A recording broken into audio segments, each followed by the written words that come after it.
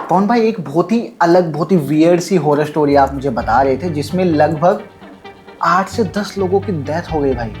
काफी ज्यादा अजीब किस्सा है यार ये। मतलब क्या हुआ, कैसे हुआ, एग्जैक्टली कहाँ की कहानी है, प्लीज हमें बताइए। आज की जो स्टोरी है एक्चुअल में मैं इसमें किसी एंटिटी का नाम नहीं दे सकता, क्योंकि ये स्टोरी है ऐसी एक क्रिया के ऊपर जो किसी भी इंसान को पागल कर सकती है।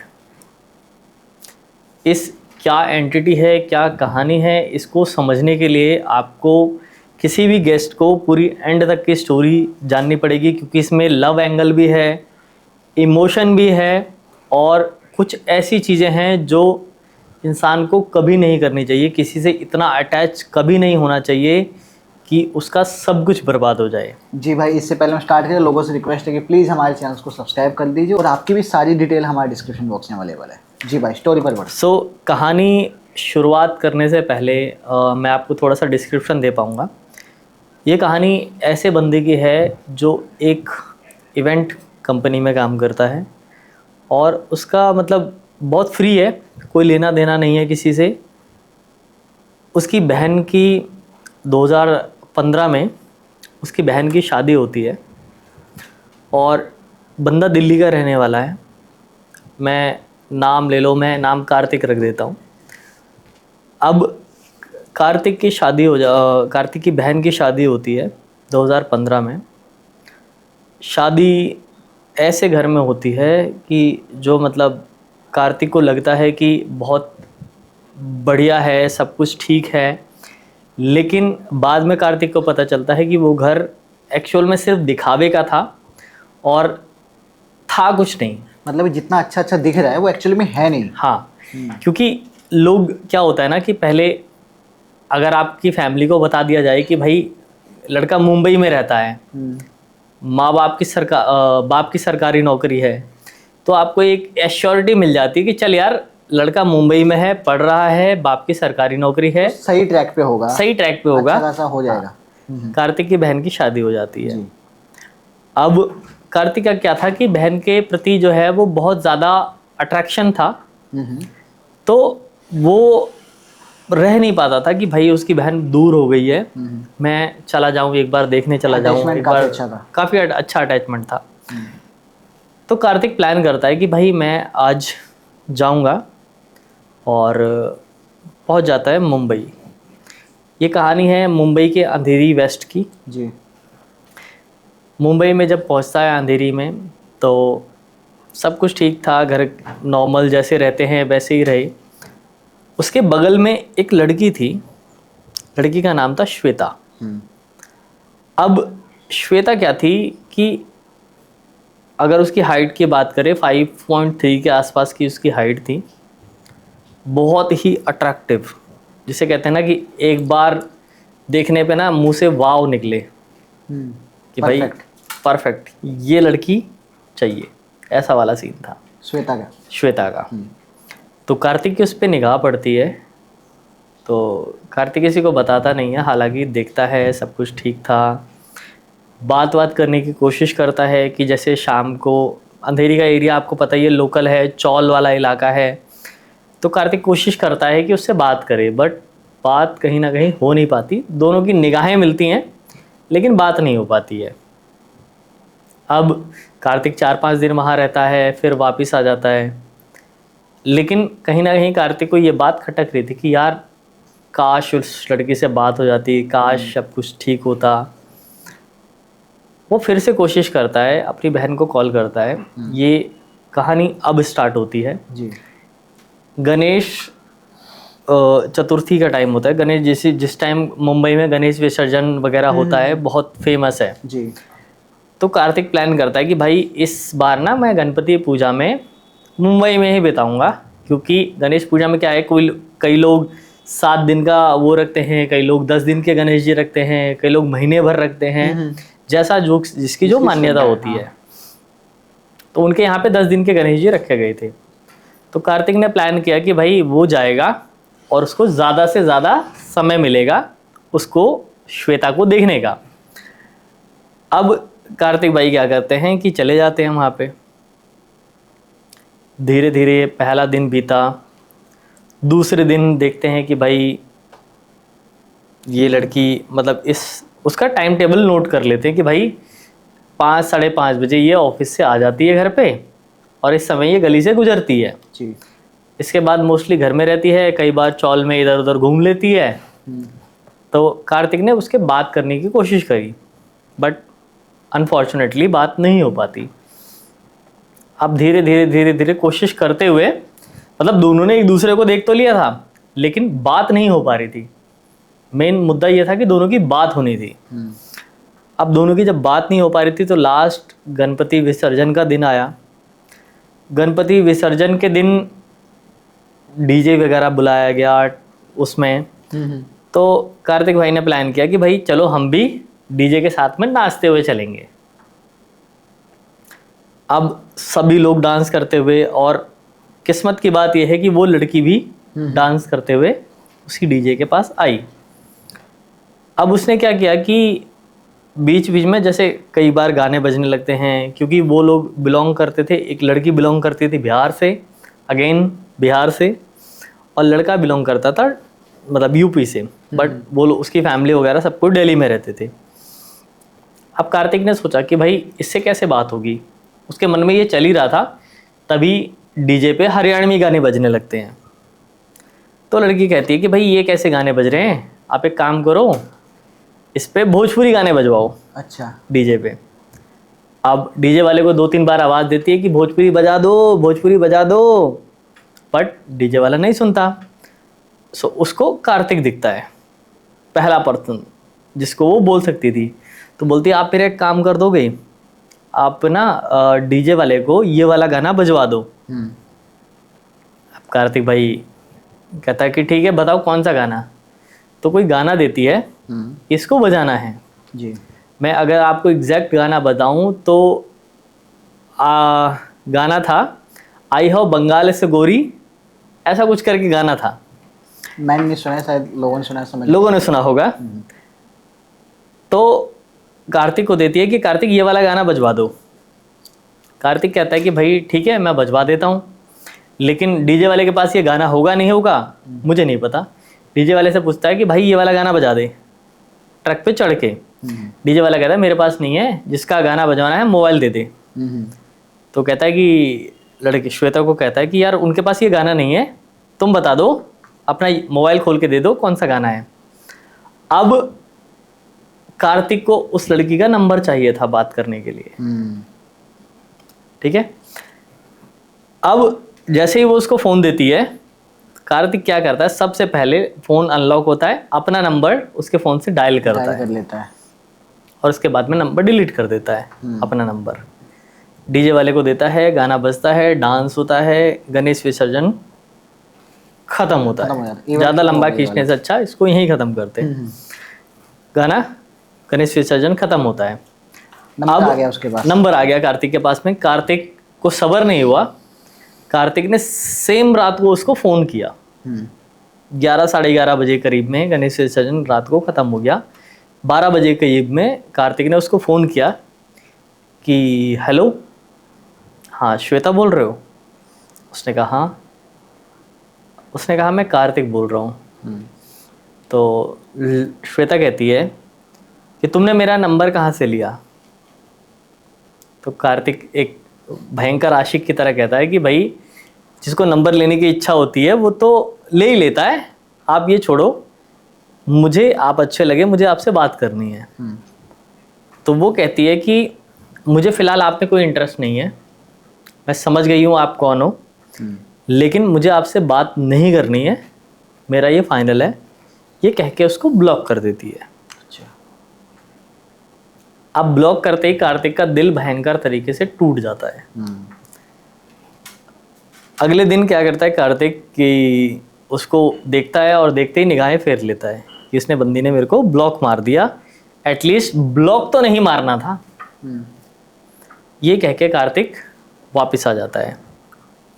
इस बात वहीं पे चैप्टर ख़त्म होता है, ठीक है।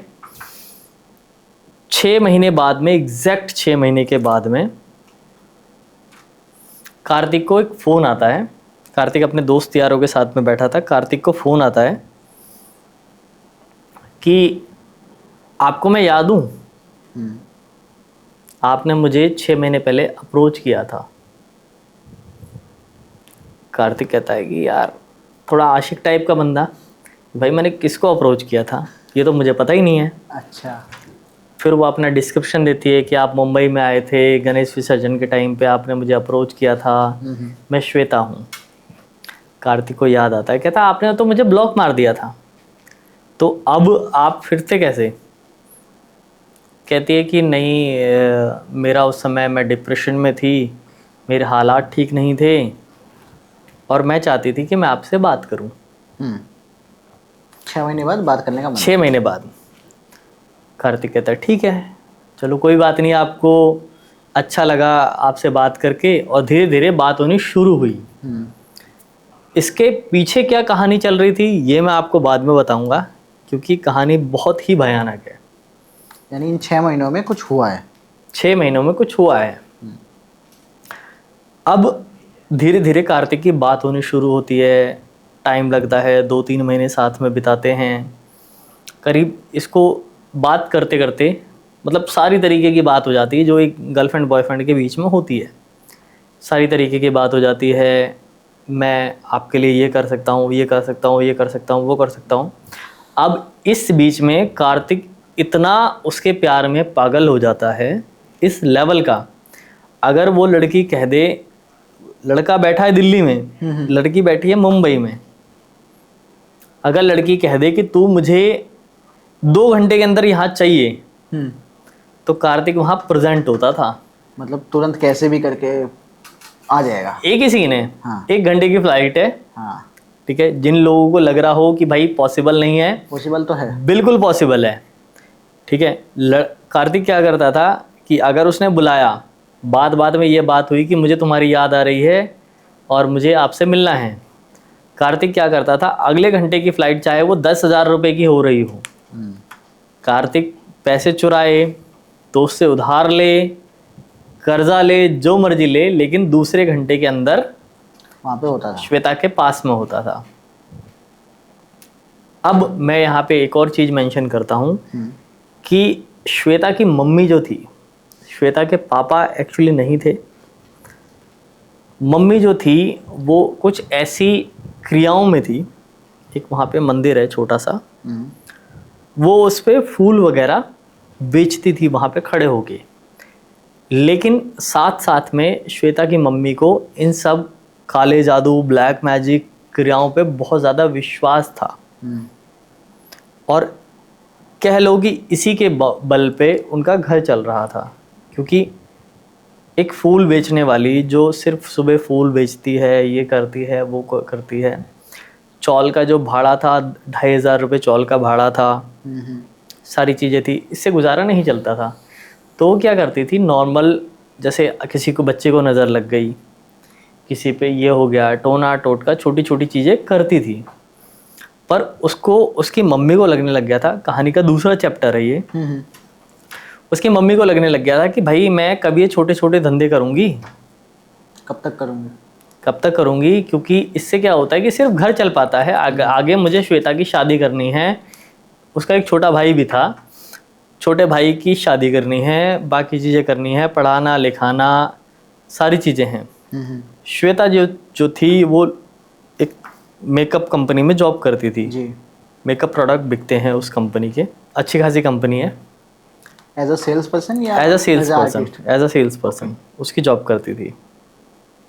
तो उसने सोचा कि भाई मैं कब तक इसके खर्चे उठाऊंगी, मैं कुछ थोड़ा बड़ा करती हूँ।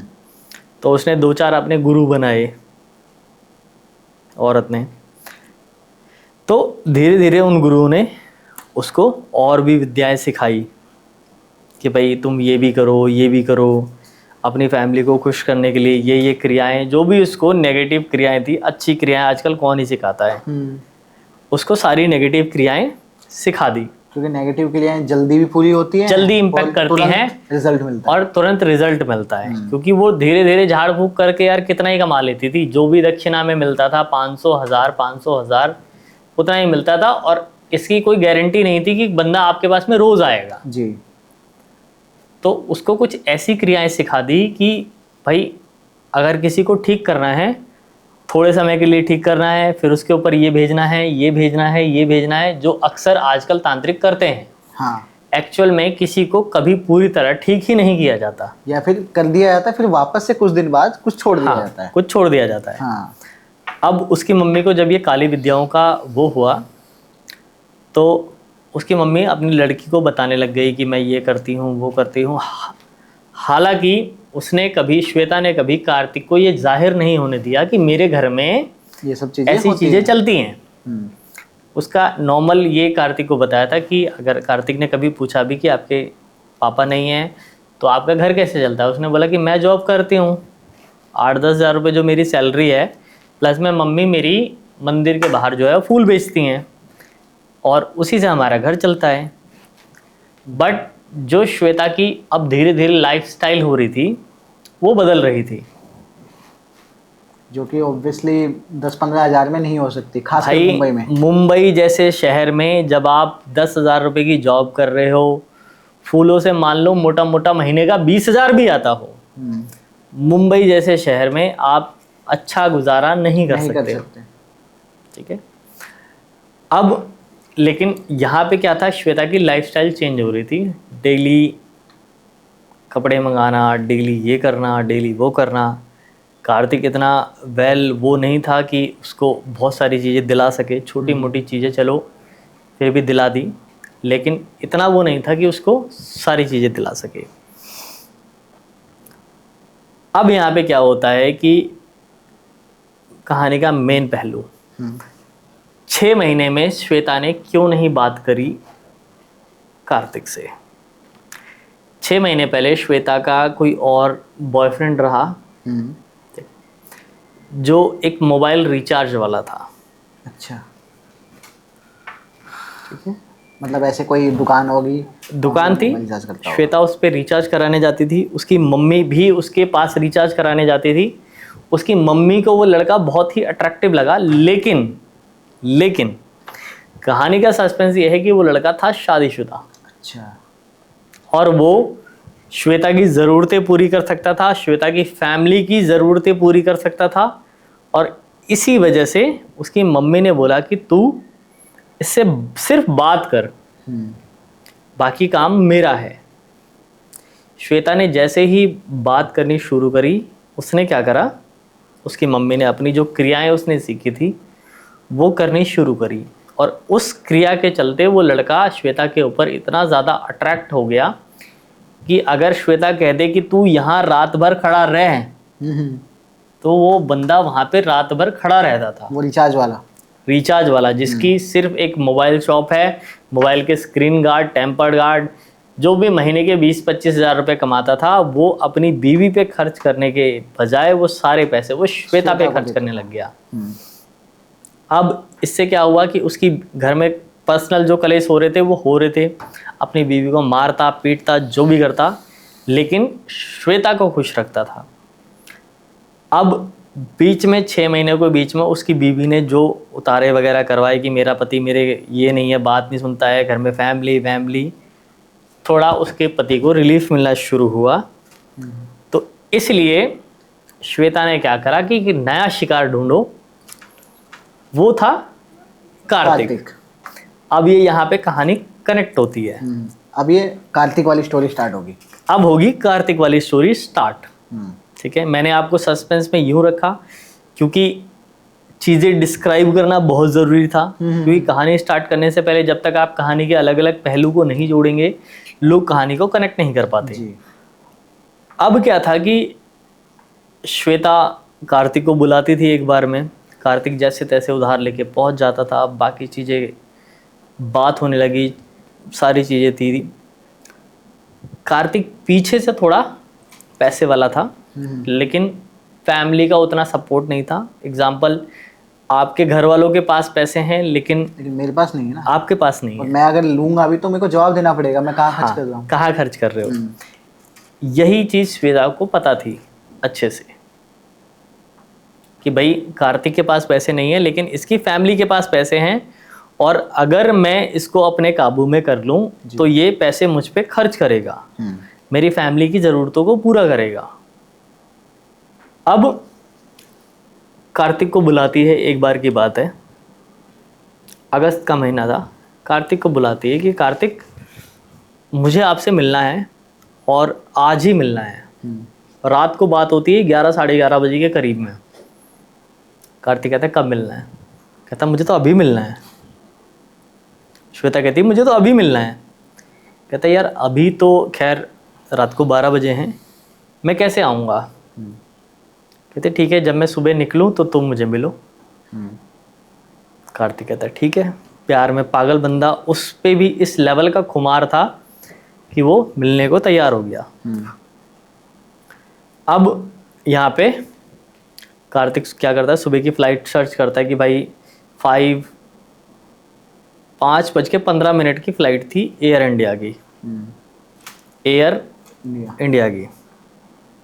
कार्तिक घर से निकलते निकलते 3 साढ़े 3 बजे निकलता है, न्यू दिल्ली से जाता है, फ़्लाइट पकड़ता है और सीधा विला पार्ले मुंबई।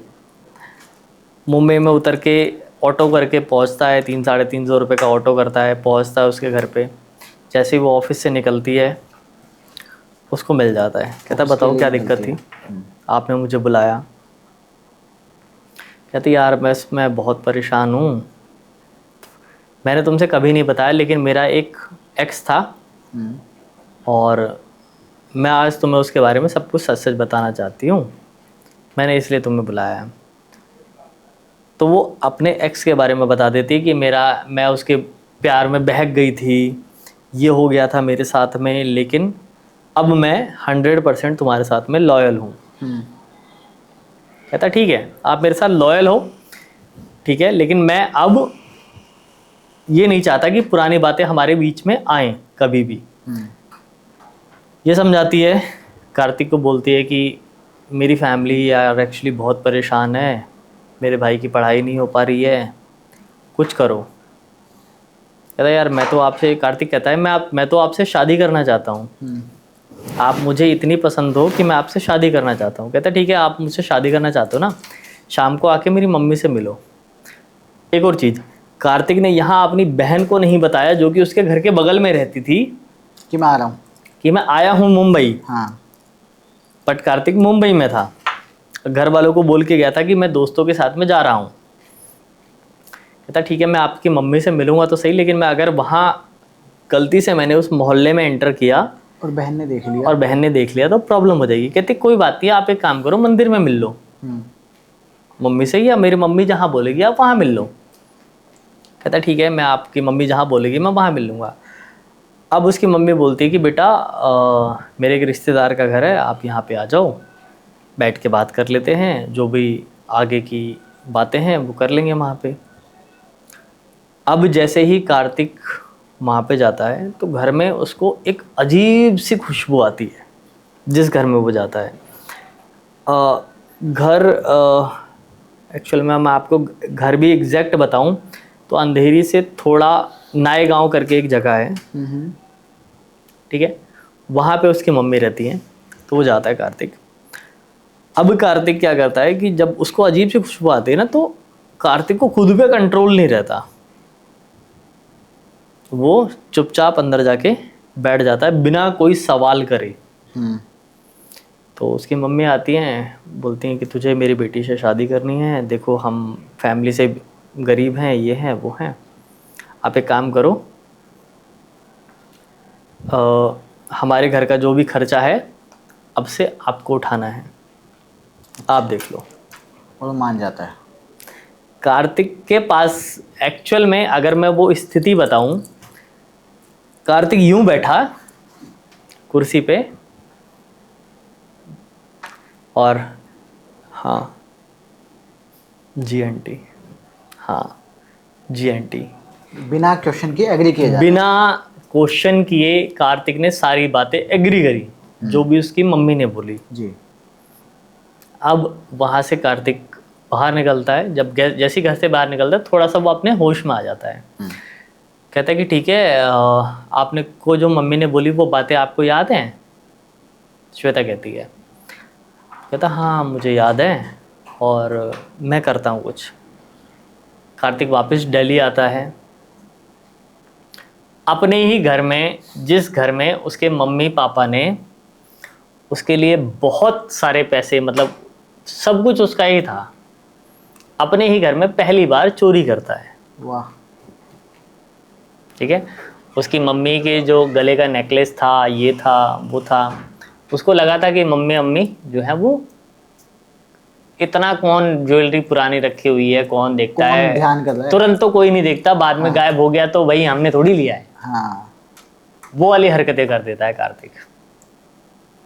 ज्वेलरी वगैरह चुराई, बेची, जो भी पैसे थे वो उसने सीधा श्वेता को ट्रांसफ़र किए बिना किसी कहे। अब यहाँ पे सस्पेंस होना क्रिएट हुआ। अब उसकी मम्मी क्या कहती हैं कि भाई थोड़े समय बाद में धीरे धीरे वो करके पैसे खर्च करते जा रहा था कार्तिक, और खुद को बर्बाद करते जा रहा था वो। अब क्या हुआ कि धीरे धीरे उसकी मम्मी को पता चला, तो मम्मी कहती है कार्तिक तूने ये पैसे थे ये कहाँ गए? कार्तिक कहता मुझे थोड़ी पता है, सीधा नाट जाता है, मुझे थोड़ी पता है कहाँ गए, क्या लेना क्या देना।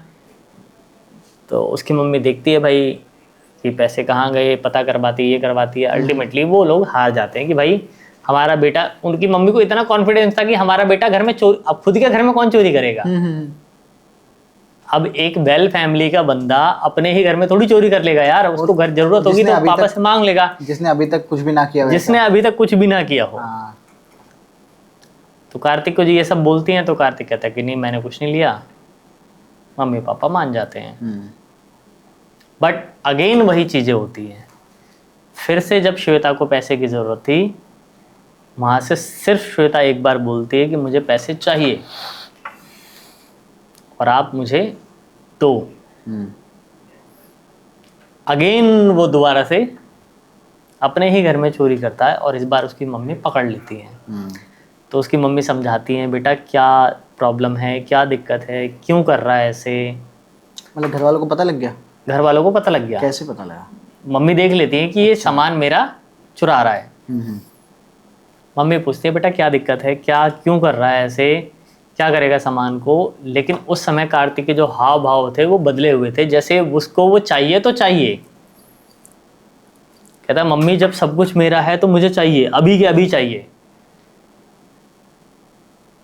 मैं आपका इकलौता बेटा हूं और मुझे ये सब चाहिए, मुझे नहीं पता। तो उसकी मम्मी उस समय कुछ नहीं कहती, उसको कहती ठीक है तू ले जा, कर ले जो करना है तुझे। ले जाता है, बेचता है, फिर से उसको पैसे देता है। अब उसकी मम्मी क्या करती है, उसके पापा से ये बात करती हैं कि भाई लड़का जो है वो बिगड़ रहा है या जो भी हो रहा है, लेकिन अब वो पहले जैसा नहीं रहा है जैसे वो हमारी बातें सुन लेता था।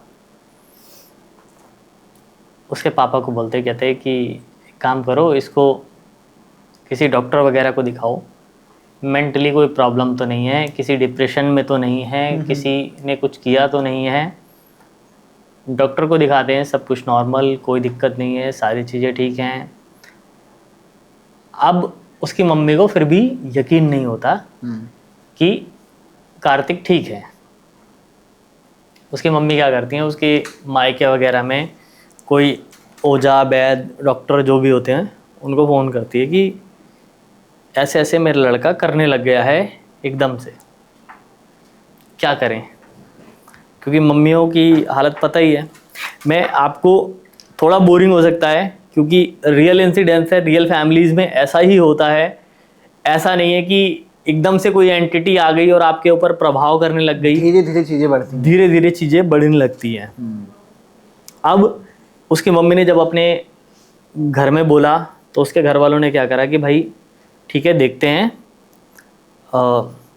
बाबा को जब बोला, उसके ननिहाल में क्या बोलते हैं उसको, ननिहाल ही बोलते हैं। हाँ, मतलब कार्तिक के मामा के घर के साइड में।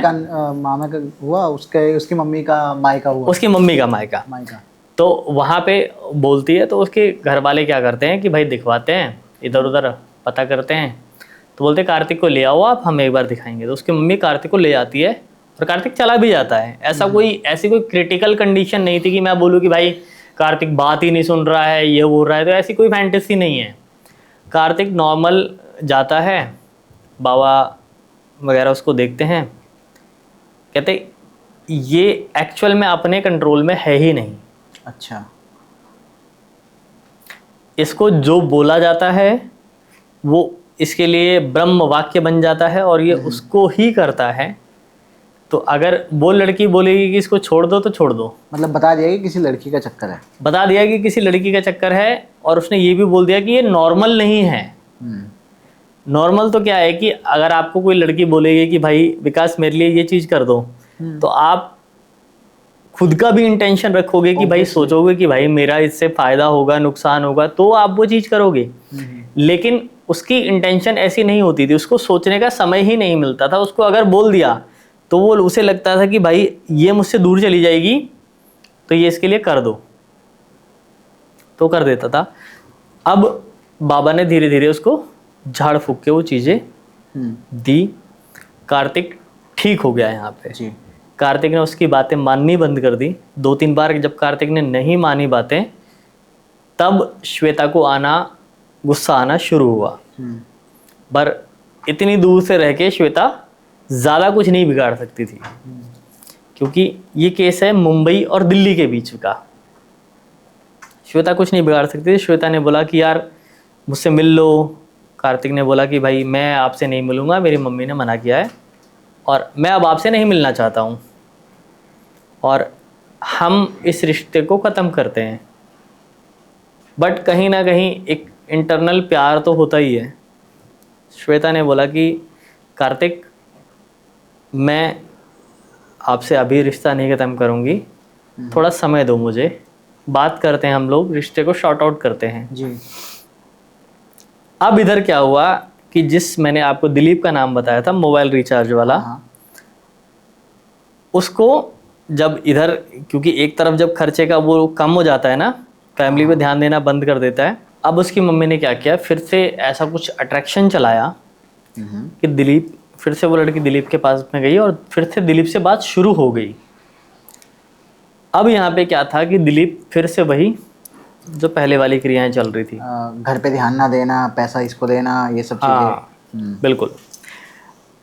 लेकिन यहाँ पे क्या था कि क्या होता है ना कि एक फिजिकल कनेक्शन बन जाता है दोनों के बीच में। अब दिलीप को भी कुछ ना कुछ लालसाएं थी, पैसे खर्च करता था, भले ही अट्रैक्शन में था, लेकिन कहीं ना कहीं फिजिकल नीड्स भी होती हैं। और उधर कार्तिक जो था वो श्वेता के साथ में था ही, भले फाइनेंशियली नहीं लेकिन मॉरली तो था ही। अब वो श्वेता को फ़ोन करता था, सारी चीज़ें ठीक थी, नॉर्मल थी।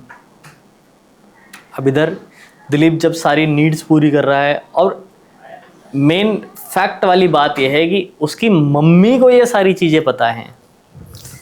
कोई औरत, श्वेता की मम्मी को ना, श्वेता की मम्मी को, कि श्वेता अब दिलीप के साथ में जा रही है, अब कार्तिक के साथ में जा रही है, अब इसके साथ में जा रही है। और एक और मेन फैक्ट वाली बात बता रहा हूँ कि यहाँ दिलीप और कार्तिक की साथ में और भी कई लोग थे,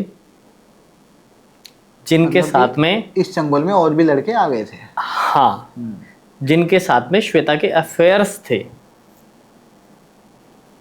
अब ये मेरे लिए जब मैंने सुना ना, तो मेरे लिए बड़ा शॉकिंग था कि भाई चलो, एक तो होता है कि आप चलो आपने कई लड़के फंसा रखे हैं, वो लड़की तक है, लेकिन इसमें उसकी माँ भी इन्वॉल्व है। लेकिन इसमें उसकी माँ भी इन्वॉल्व है, और माँ को ये सारी चीज़ें पता है।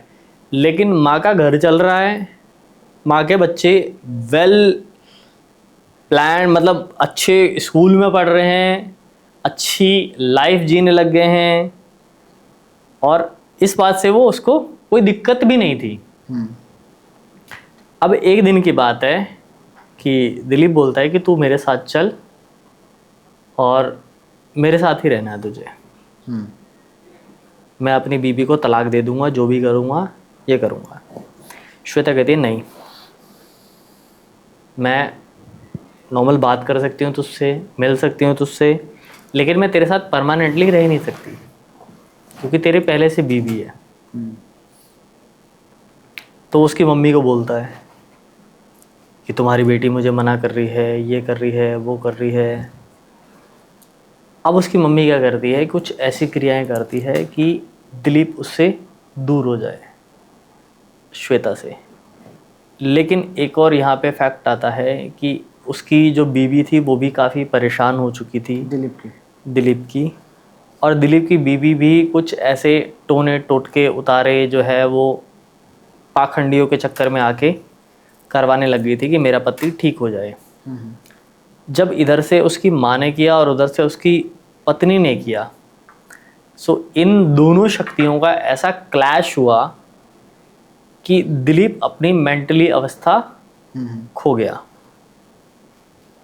और इस चक्कर में यहाँ पे एक ट्रेजिडी, एक घटना हुई।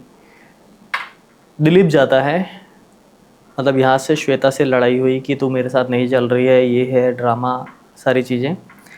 घर पे जाता है, उसकी बीबी जो है उससे बहस करती है, तू घर पे खर्चा नहीं देता है, ये नहीं करता है, वो नहीं करता है, पूरे दिन मोबाइल की दुकान पे लगा रहता है, तेरे ड्रामे ख़त्म नहीं होते हैं।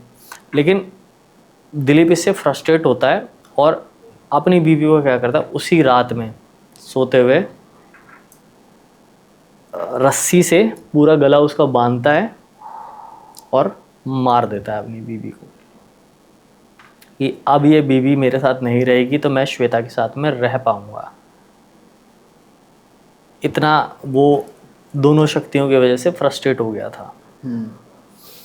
अब यहाँ पे अगले दिन जो भी पुलिस केस वगैरह होता है, वो कहता है कि बीवी ने फांसी लगा ली, क्योंकि उसने बहुत ही रस्सी से बांधा था और बांध के उसको लटका दिया था। उसने बोला कि बीवी ने फांसी लगा ली। क्यों फांसी लगा ली? कि भाई लड़ाई होती थी, झगड़े होते थे, इस वजह से फांसी लगा ली।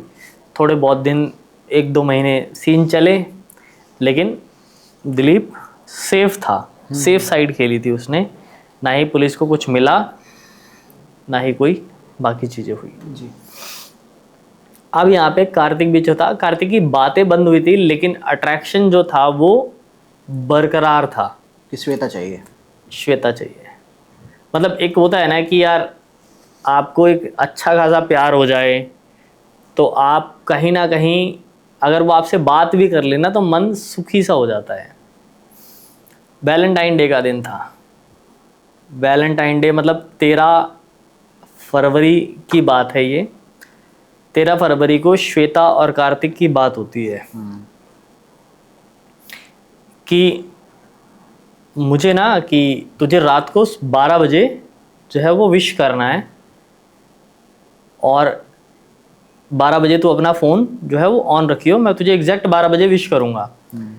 अब क्या करता है कि जैसे ही 12 बजते हैं वैसे श्वेता का फ़ोन बिज़ी, जिस नंबर से आप संपर्क करना चाहते हैं वो दूसरी कॉल पे व्यस्त है, कृपया थोड़ी देर बाद, मराठी में और बोलता है, कृपया प्रतीक्षा करू शकता किंवा नंतर पुनः प्रयत्न करू शकता, ऐसा कुछ बोलता है। जो क्योंकि हम भी मुंबई में कॉल मिलाते हैं तो यही बोलता है। अब इसमें घटना ये थी कि कार्तिक को ये बात बहुत बुरी लगती है कि जब मैंने बोला कि तुझे 12 बजे मेरा फ़ोन उठाना है तो ये ऐसे कहाँ बिजी हो गई। चल 1 मिनट बिजी, घर से फ़ोन आ गया होगा, किसी और का फ़ोन आ गया होगा। कंटिन्यू बंदा रात के 3 बजे तक हर 10 मिनट पे फ़ोन मिला रहा, लेकिन वही हालात सेम, नंबर बिजी। क्योंकि भाई तुमसे पहले उसने 36 लोगों को और सेम चीज़ें प्रॉमिस कर रखी हैं। अरे भाई, तुम्हारा नंबर तो बहुत देर बाद है। अल्टीमेटली कार्तिक थक जाता है। 3 बज के कुछ मिनट पे वो देखता है कि भाई अब फ़ोन नहीं उठेगा और अब मैं देखूंगा ये कहाँ है।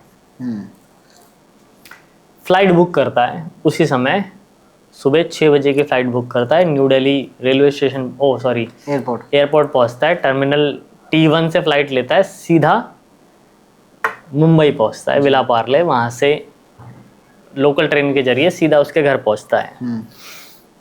अब वहाँ पे उसका जो छोटा भाई होता है उससे पूछता है कि भाई तेरी बहन कहाँ है? दीदी तो गई काम पे। दीदी गई काम पे, सुबह से इतने फ़ोन मैंने करे, ऑलमोस्ट करीब 100 के करीब कॉल हो गई, तेरी दीदी ने मेरा फ़ोन नहीं उठाया। मुझे नहीं पता, आप जानो। कहता ठीक है। दीदी के ऑफिस का भी नंबर होता है कार्तिक के पास में, ऑफिस में फ़ोन करता है कि श्वेता आई है क्या? कहते नहीं, श्वेता ने तो छुट्टी ले रखी है। जब छुट्टी ले रखी है तो तू गई कहाँ? घर से निकल चुकी है तू ऑफिस बोल के, है कहाँ तू? अब जब पता करता है तो पता लगता है कि भाई कहीं और ही है वो। अब अपने यार दोस्तों को फ़ोन करता है मुंबई में, जिसकी कार्तिक के 1-2 गणेश विसर्जन के टाइम पे 1-2 यार दोस्त बन गए थे जी।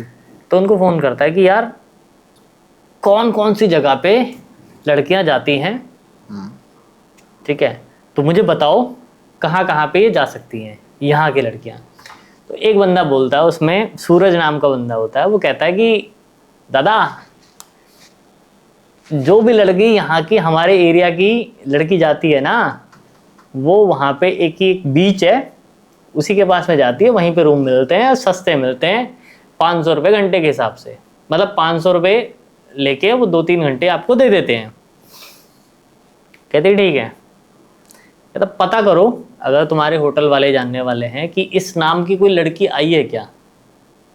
भाई सूरज नाम का जो बंदा था ना, बहुत पहुंच वाला बंदा था इस मतलब छिछोरापंती के मामले में, लफंडरपंती के मामले में, कनेक्शंस के मामले में। हाँ। 1 घंटे में पता कर देता है वो कि भाई इस जगह पे इस होटल में बंदी गई है एक लड़के के साथ में। अब वहां पे कार्तिक पहुंचता है, नीचे जो रिसेप्शनिस्ट था उसका नाम था राहुल। पहुंचता है, उससे पूछता है कि दादा इस नाम की लड़की आई है क्या? कहता देखो मैं आपको डिटेल तो नहीं दे सकता, इतना बता सकता हूँ कि आई है, रूम नंबर नहीं दूंगा मैं आपको, लेकिन है यहीं पे। कहता ठीक है। लेकिन जब सूरज उससे थोड़ी सी बात करता है तो कहता ठीक है बता दो, कुछ नहीं बोलेंगे, मैं इस बात की गारंटी लेता हूँ, आप रूम नंबर बता दो, हम कोई लड़ाई झगड़ा कोई दंगा नहीं करेंगे, बस आप बता दो, एक बार देखना चाहते हैं हम अपनी आंखों से। कहता ठीक है, रूम नंबर 103 है, आप चले जाओ।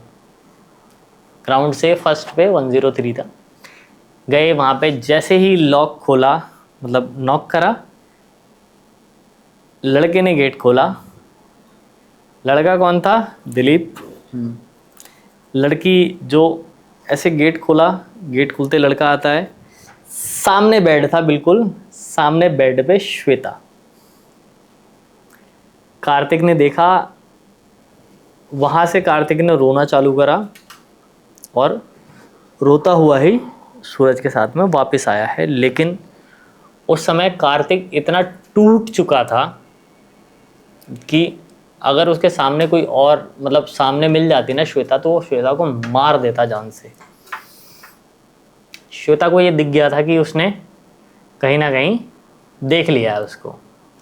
अब भाई वहाँ से श्वेता मुश्किल से 10 मिनट दिलीप के साथ में बिताए होंगे। दिलीप के को बोलती है कि मैं जा रही हूँ घर, मुझे अब नहीं रहना, मैं जा रही हूँ तेरे से, क्योंकि उसको पता था कि कार्तिक थोड़ा वेल मेंटेन है, अगर ये मेरे कब्जे में आ गया तो कार्तिक पैसा खर्च कर देगा मुझ पर। वहाँ से दिलीप को 10 मिनट बोल के निकलती है, कार्तिक को फ़ोन पे फ़ोन मिलाती है, लेकिन कार्तिक फ़ोन नहीं उठाता क्योंकि वो अंदर से टूट गया था। अब दिलीप गुस्सा होता है, उसकी मम्मी को फ़ोन करता है कि तेरी बेटी ये हो गई, वो हो गई, ये हो गई, फलाना ढिमका, दुनिया भर की गाली देता है। उसकी मम्मी को चढ़ती है खुंदस। उसकी मम्मी कहती है मेरी बेटी के बारे में ये कह रहा है, वो कह रहा है, मैं तुझे देख लूँगी।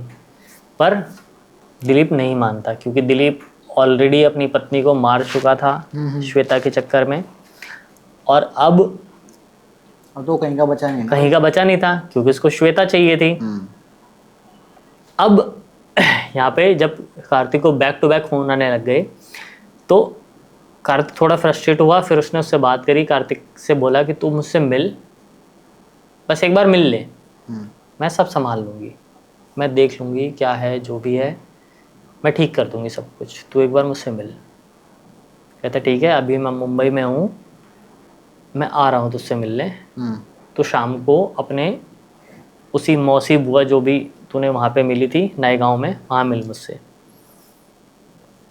जाता है भाई कार्तिक, उसकी माँ बैठती है, और इस बार जब कार्तिक एंटर करता है ना तो अलग ही वाइब्रेशन आती है कार्तिक के अंदर।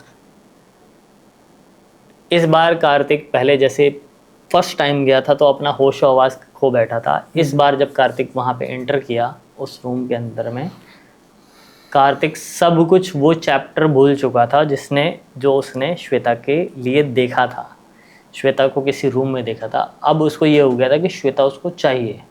सब मतलब भूल भाल के अब नई शुरुआत करना चाह रहा नई है, शुरुआत करना चाहता नहीं था, लेकिन अपने आप हो रहा है। अपने आप हो रहा है वो कार्तिक के साथ में, कि अब उसको नई शुरुआत करनी है, श्वेता के साथ में रहना है। उसकी मम्मी बोलती है कि भाई तुम दोनों देख लो, मैं तुम दोनों की शादी करवा दूंगी, और देख लो अपने घर वालों से बात कर लो। कहता ठीक है, मैं घर वालों से बात कर लूँगा, लेकिन बाकी चीज़ों का क्या, बाकी जो चीज़ें हैं, बाकी चीज़ें सॉर्ट कैसे होंगी। कहता ठीक है, मैं सॉर्ट कर दूंगी, तू जा यहाँ से, अभी जा, मैं सॉर्ट कर दूंगी। शॉर्ट में बता रहा हूँ, यहाँ पे उसने उसकी दिलीप को फ़ोन किया और दिलीप को सिर्फ इतना बोला कि तू मेरी बेटी से दूर हो जा, उसकी मम्मी ने। दिलीप बोलता है नहीं, मैंने अपनी इसके लिए अपनी बीवी को मार दिया और मैं इससे दूर क्यों जाऊँगा। कहता नहीं, तुझे दूर जाना पड़ेगा, नहीं जाना पड़ेगा तो मैं तुझे ठिकाने लगा दूंगी। एक तरह की क्राइम वार्निंग दिलीप को दी जाती है, बट दिलीप को इससे कोई खासा फर्क नहीं पड़ा।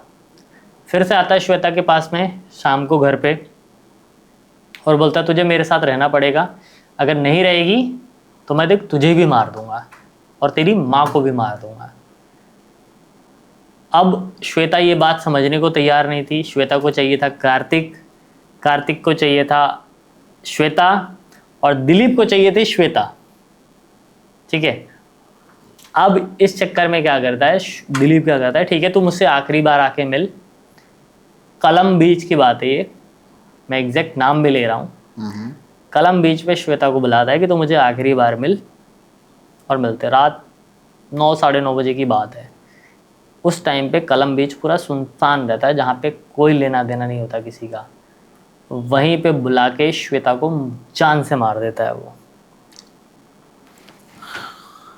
दिलीप, जो एक मर्डर पहले कर चुका था, दूसरा कर दिया, अब दूसरा कर दिया था, मतलब जिसके लिए किया उसको भी कर दिया। हाँ, अब ये कह के वो उसकी माँ के पास जाता है कि मैंने तेरी बेटी को मार दिया, अब मैं जब पहले ही अपनी बीवी को मार चुका हूँ, तेरी बेटी को मार दिया मैंने, तो अब बचता ही कोई नहीं है, अब तू ही बची है। अब उसकी माँ को ये बात चुभ जाती है, हालांकि पुलिस एफआईआर वगैरह होती है, लेकिन कुछ समय बाद दिलीप फिर से छूट के आ जाता है, क्योंकि आरोप साबित नहीं थे, क्योंकि लाश नहीं मिली। समुद्र में जब आप किसी को फेंक देते हो कि मिली ना मिली क्या ही फर्क पड़ता है, मतलब कि प्रूव नहीं कर पाए, गिल्टी प्रूव नहीं कर पाए। अब यहाँ कार्तिक ने जब पता किया तो पता चला कि श्वेता की डेथ हो गई। डेथ के रीजंस, किसी ने मर्डर कर दिया, इतना ही पता था, इससे ज़्यादा नहीं। तब कार्तिक का चैप्टर यहाँ से क्लोज, ख़त्म हो गया।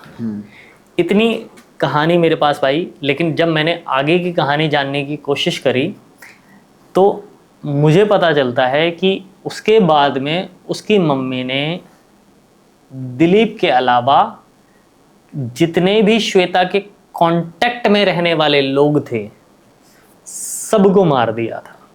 उसकी मम्मी ने मार दिया था, और एग्जैक्ट उसकी मम्मी ने जाके नहीं मारा। उसकी मम्मी ने सबके ऊपर, जिसे मल्टीपल मारण क्रिया बोलते हैं, उसकी मम्मी ने सबके ऊपर मल्टीपल मारण क्रियाएं करी, और जितने भी उसके चाहने वाले आशिक थे सारे के सारे मरे। और आज की डेट में उसकी मम्मी जो है जीवित है। ठीक है, मैं जानता भी हूँ कौन है, और उसकी मम्मी आज की डेट में मेंटली डिसऑर्डर हैं, मतलब मेंटली फ्रस्ट्रेट हैं, पागल हैं। ये हालात हो गए हैं ऐसी शक्तियों का यूज़ करने के बाद। सॉरी भाई, बट आपको कैसे पता लगा इस इंसिडेंट के बारे में? ये जो मुझे कहानी पता चली, ये आधी कहानी जो थी यहाँ तक की कि कार्तिक उससे डिस्कनेक्ट हो गया, ये कहानी मुझे पता चली कार्तिक के थ्रू। और बाकी की जो कहानी है वो मुझे पता चली कार्तिक की बहन के थ्रू, कि जो तुम्हारे बगल में परिवार रहता था उसका क्या हुआ। और कार्तिक को कैसे जानते हो आप?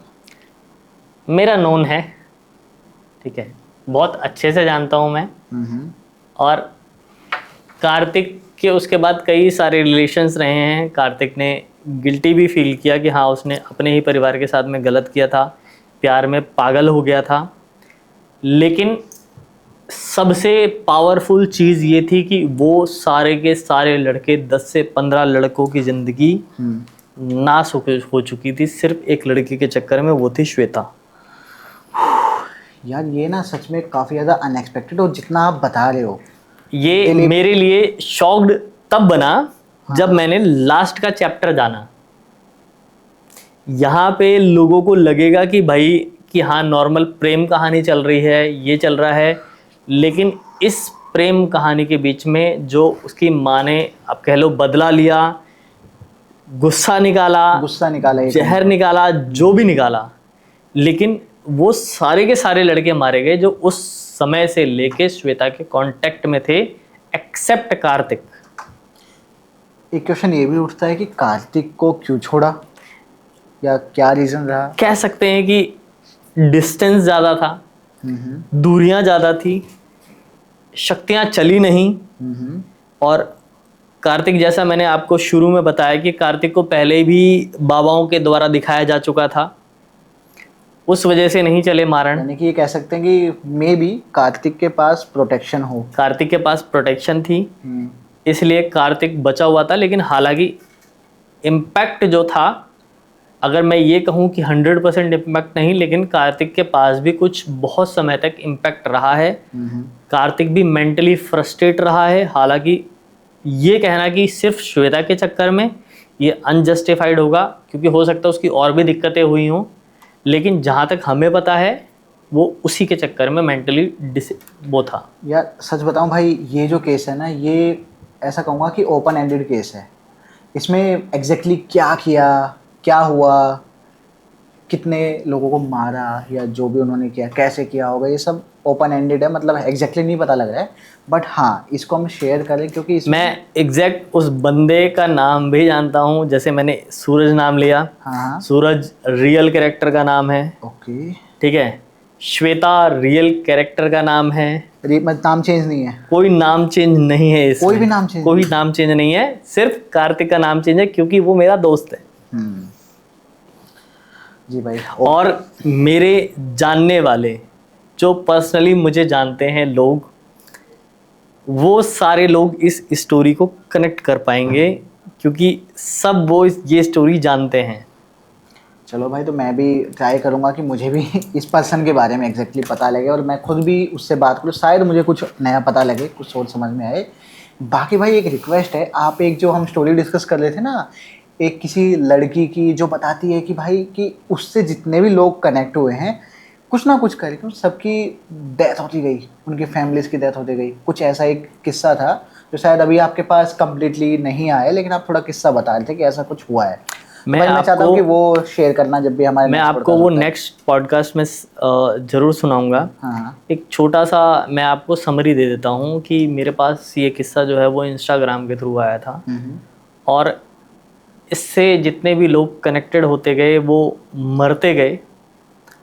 और क्यों मरते गए, क्या घटनाएं थी, क्या क्रियाएं थी, क्या प्यार की कहानी थी, क्योंकि मेरी कहानी में अक्सर लव एंगल ज़्यादा होते हैं, क्योंकि मोह माया में ही इंसान ऐसी चीज़ें करता है, गलतियां करता है। क्योंकि जब तक आपको किसी चीज़ का मोह नहीं होगा ना, तब तक आप ऐसी गलतियां करोगे नहीं। राइट।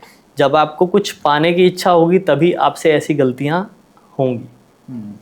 जी भाई।